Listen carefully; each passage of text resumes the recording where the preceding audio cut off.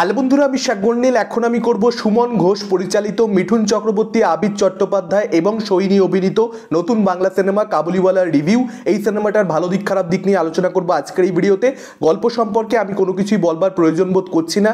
আপনারা সকলেই জানেন রবীন্দ্রনাথ ঠাকুরের গল্প অবলম্বনে এই সিনেমাটাকে নির্মাণ করা হয়েছে। এখন প্রথমেই একটা কথা বলে রাখা দরকার, অরিজিনাল টেক্সটটাকে আমি রিভিউ করছি না, আমি সিনেমাটাকে রিভিউ করছি। সিনেমাটার মধ্যে আমার যেটা ভালো লেগেছে আমি বলবো, যেটা আমার খারাপ লেগেছে আমি সেটাও বলবো। আপনারা যদি মনে করেন যে আমি টেক্সটটার মধ্যে কোনো রকম খারাপ ধরবার চেষ্টা করছি, সমালোচনা করছি, তাহলে ভুল করবেন।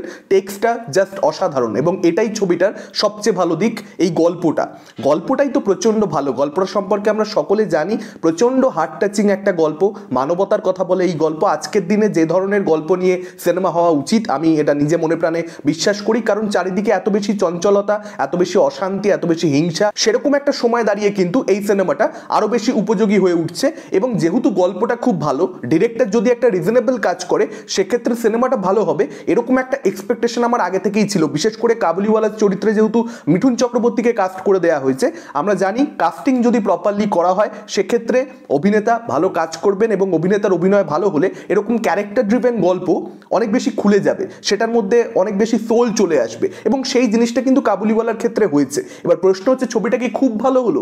আমি সে বিষয়ে আলোচনায় আসছি, আগে কিছু ভালো দিক নিয়ে কথা হোক। এখানে মিনি চরিত্রে যে শিশু শিল্পী কাজ করেছেন তার কাজ কিন্তু খুবই ভালো।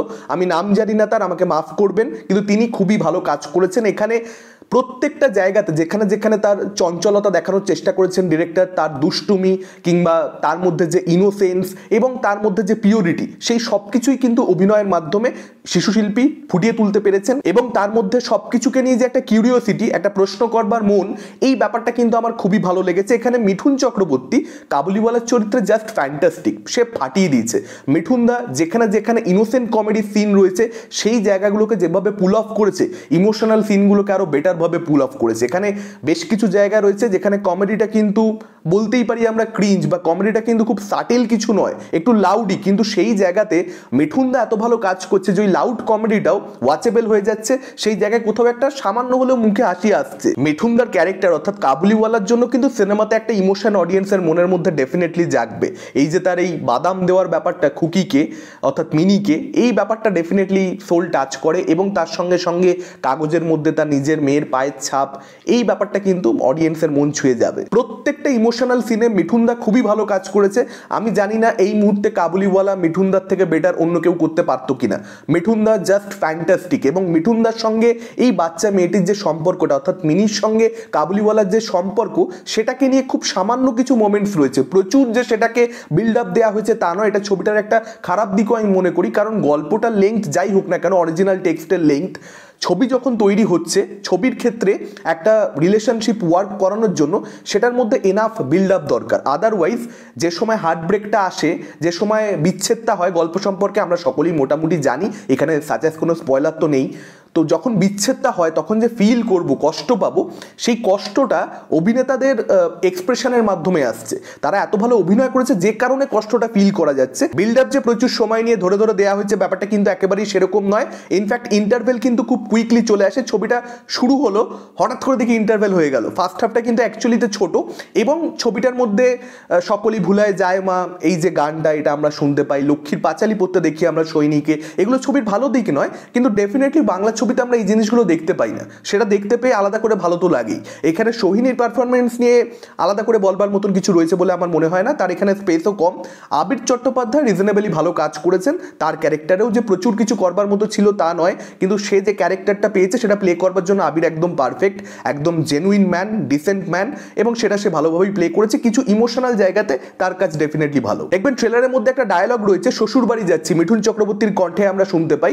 এই ডায়লগটা সিনেমার মধ্যে যে সিনটাতে আসে, যে জায়গায় আসে, সেখানে কনটেক্সটাই এমন, মানে সিনেমাটা না দেখলে আপনারা পরিষ্কারভাবে বুঝতে পারবেন না। লাইফ ইজ বিউটিফুল ছবিটার কথা প্রচন্ড পরিমাণে মনে পড়ে যায়। সিনটা কেমনভাবে স্টেজ করা হয়েছে ছবিটার কথা মনে পড়ে, ওই ছবিটার ক্লাইম্যাক্সের কথা।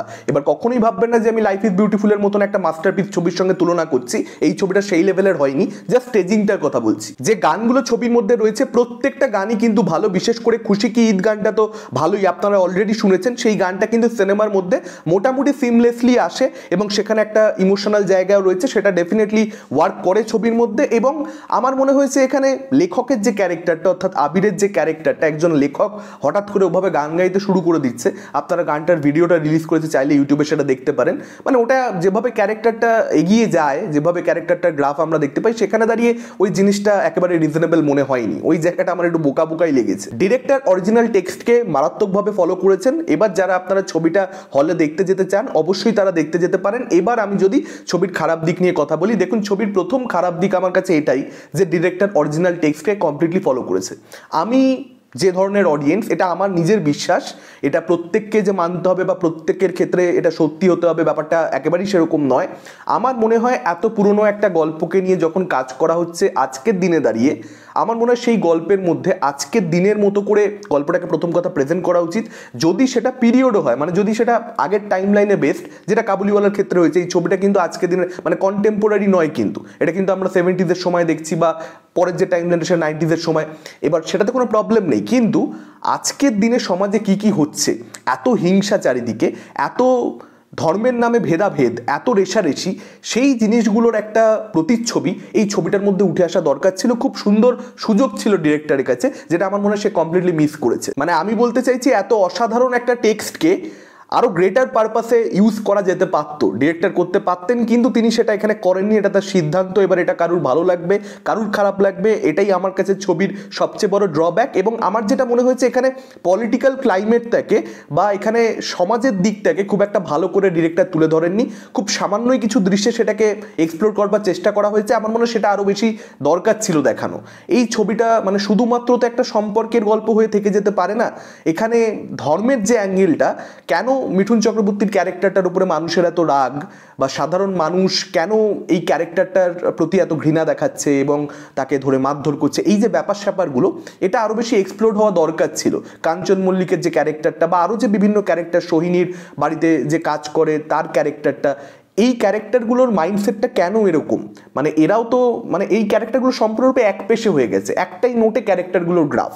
এই ক্যারেক্টারগুলো কেন এরকম ভাবে, সেটার জন্য সমাজ কোথাও একটা গিয়ে দায়ী, বা আমরা প্রত্যেকেই কোথাও একটা গিয়ে দায়ী, যে আমরা এই রেষারেষিটার মধ্যে প্রত্যেকেই কোনো না কোনোভাবে পার্ট নিয়ে নিই। এই যে বাড়িতে ঠাকুর রয়েছে, তার জন্য মুসলিম মানুষজন বাড়িতে আসলে গঙ্গা জল দিয়ে যে ধোয়ার ব্যাপারটা, এই জিনিসটা কেন হচ্ছে, কেন এটা তো একটা পার্টিকুলার মানুষের দোষ হতে পারে না। এই মাইন্ডসেটটা তার তৈরি হলো কেন? এই ডিপে ডাইভ দিতে পারতো, কিন্তু সেই ডিপে ডাইভ দেননি পরিচালক। অতএব বাংলা কথা হচ্ছে, ডিরেক্টরের একটা নিজস্ব টাচ আমি চাইছিলাম ছবির মধ্যে, যেটা কমপ্লিটলি মিসিং। যে কারণে ছবিটাকে আমি খুব ভালো ছবি বলতে পারবো না। তবে হ্যাঁ, ছবিটা ভালো, এমনিতে ভালো। আপনারা কীরকম কী লেগেছে যদি দেখে থাকেন, অবশ্যই আমাদের সেটা কমেন্ট করে জানাতে পারেন। ভিডিওটা ভালো লাগলে লাইক করতে পারেন, শেয়ার করতে পারেন। আমাদের চ্যানেল নতুন হলে চ্যানেলটাকে অবশ্যই সাবস্ক্রাইব করতে পারেন। আজকের মতন টাটা, চোখ রাখুন পরবর্তী ভিডিওতে।